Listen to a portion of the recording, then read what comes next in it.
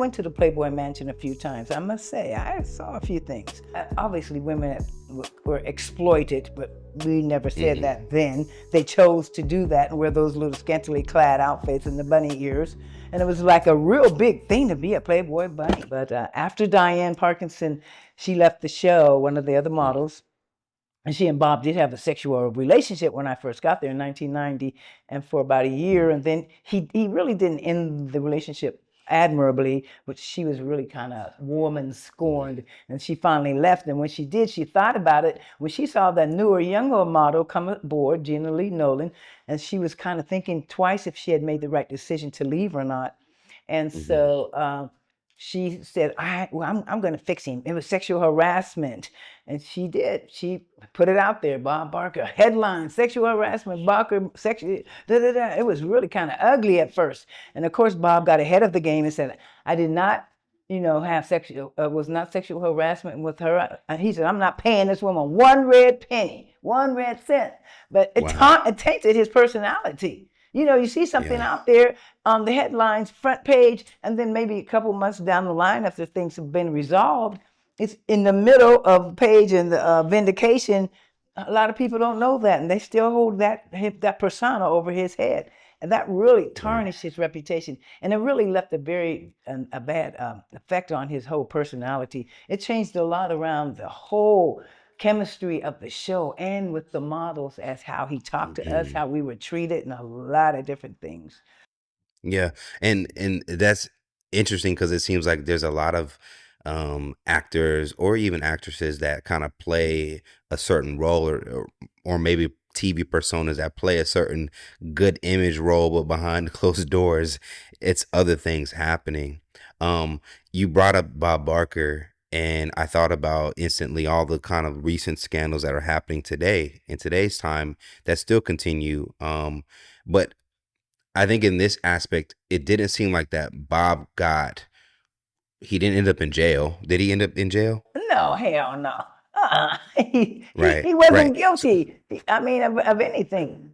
People make false accusations all the time, and it's unfortunate, especially for women, especially sexual harassment or rape or different things of that nature. And some of it's true, some of it's not. So that's and you're innocent till proven guilty. And some people just really are trying to get retribution or get back at somebody for something they did. So they'll do that. Yeah. And it's a shame that some of this has happened. And some things that, are maybe back in my day and time, I'm flirting with people and happy and everything. Not that anybody has the right to ever touch anybody's body out of the norm.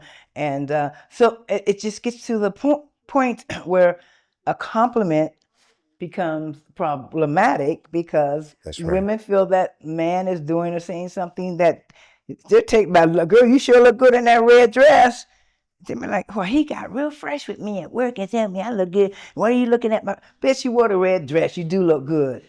For us back in the day, it was like, oh, honey, he said, I look good in this red dress. But nowadays, it's, these people and younger folks and their attitude and the social media and all that bull crap is, hey, take the compliment if it's a compliment. But if somebody's just really staring you down, looking at your ass all the time, then that can cause a few little problems. That's something different. If you feel uncomfortable about it, right? So it's a thin line. And I think that's why, I wanted the insight because, when you look at, I'm going to kind of compare two entities, and for my own disclaimer, definitely not overlooking actual victims, definitely not overlooking things that a particular person I'm about to bring up has been accused of as well as, charged with. But I look at the different eras. I look at Hugh Hefner. He had an era of, I think he was prominent within the 70s, the 80s. It was, women coming in and out. And that was somewhat celebrated by American culture, by white American culture. He was celebrated. Right. Playboy Club, Playboy Channel. Heck yeah.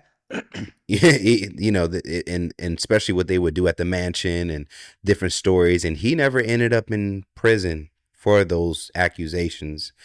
And then I heard the argument of, well, look at Sean Diddy Combs. We did see him do something on camera that I personally think really kind of ended his whole defense because we all saw it.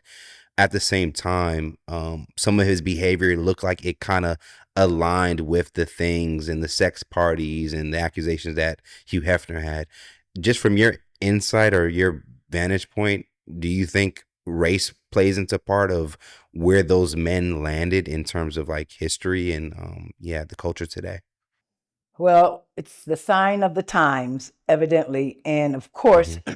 Hugh Hefner being a very prominent figure and person back in those days. And when he started out, he had the Playboy magazine, and Hmm. that was something that men wanted to see and like the look of women and all the just nude, not sexual acts, but the nude women and looking. Young men liked it. Of course, they said, "I'm just reading it up for the article, right?" Okay, but it was a Hmm. very popular magazine. So from that, though he became a very well-known person, entrepreneur, and highly respected for having this kind of insight to be able to put this Hmm. kind of magazine out. And thereafter, of course, he opened his Playboy clubs to cater to men in particular. But I don't think nothing really going on then. They had started in Chicago, and they had a Hmm. few scattered around different places. And the bunnies, it was just a new way. Obviously, women were exploited, but we never said Hmm. that then. They chose to do that and wear those little scantily clad outfits and the bunny ears.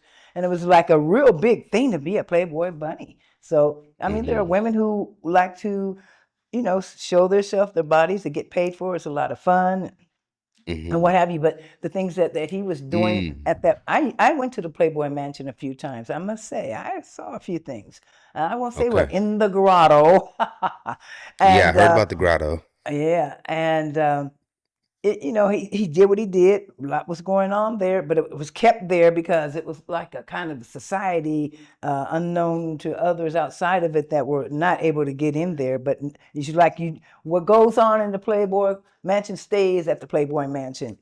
Right. And then, of course, you have Diddy, who is back in a whole nother era anyway, and things have changed so very much. And yes, he is a young black man doing pretty much almost the same thing, if not worse than what Hugh Hefner was doing. I don't know if Hefner was really just drugging the young girls, or Hmm. I Hmm. can't equate the different, make a similarity to how his played out and what Diddy was doing, but Right. the social media now, it catches you doing things that never would have It happened there at the amplifies a Playboy lot. Yeah. Mansion. No, that amplifies What it. I, what I think, just to kind of close out that particular conversation, is you make me now think. I wonder if Diddy was in a era of like the past, maybe it wouldn't have been as chaotic for him, because it was kind of like some of that was. I was, again, I'm not of the era. It just seems some of that was part of the culture then. It was very open. We were consensually taking drugs. We were consensually Right. having a good time. That's what I've always heard about Yeah, that particular that's era. true. That is it. The era, absolutely the era, and of course the person. And now things are just so different. I mean, you just have to be more cautious, careful how you do things, how you approach people. Like Bill Cosby. Oh boy. Uh, so that went that went down with him and how he was doing drugging. That is just atrocious to get to that point and do that. And that's Diddy, obviously, allegedly was doing that to young ladies and just having them there, sex slaves. And, it just gets out of hand and gets ugly. If it's consensual and they're there and they know why they're there, fine. But, hold somebody prisoner and hostage and just take advantage of a woman like that is absolutely atrocious. This One Moment is presented by Hypers Club. Watch the full interview right now at hypersclub.com by becoming a member.